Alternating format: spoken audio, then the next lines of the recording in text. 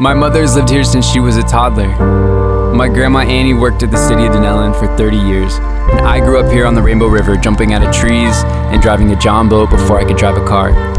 When the pandemic hit, I was living with friends in Miami, but my job became remote after COVID, and I saw Denellen, with its 6.5-mile cerulean spring-fed river, as such a better place to be locked down in the middle of Miami. It was easy enough to attract a few of my close friends too, who had been quarantined with, to come up and join me.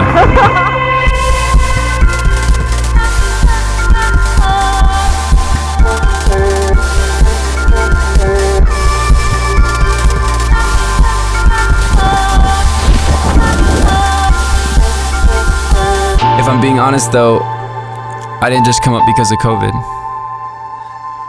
2020 has been one burnout after another, and it's been weird and tense, and everybody is so angry.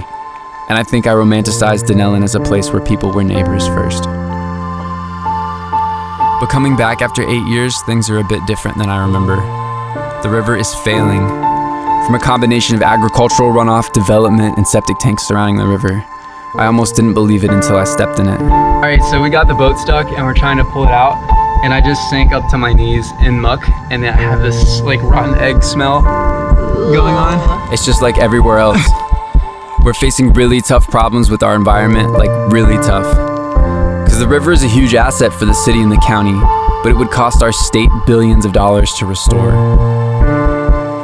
The thing is that no one is ready to bite the bullet and do what needs to be done to save our environment.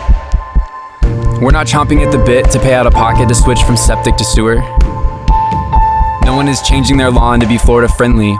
Everyone is still fertilizing St. Augustine grass right down by the water. I don't hear anyone talking about Denellen boycotting beef, which is probably the single biggest contributor to the loss of flow and nitrates in the river.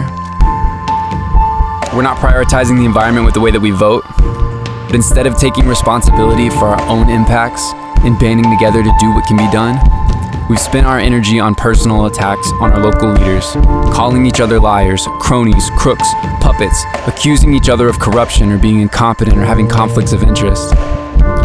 I would think that if anyone in this world could recognize our common interests and humanity and work together to save our future, it should be a small town. But instead, we're wasting precious time.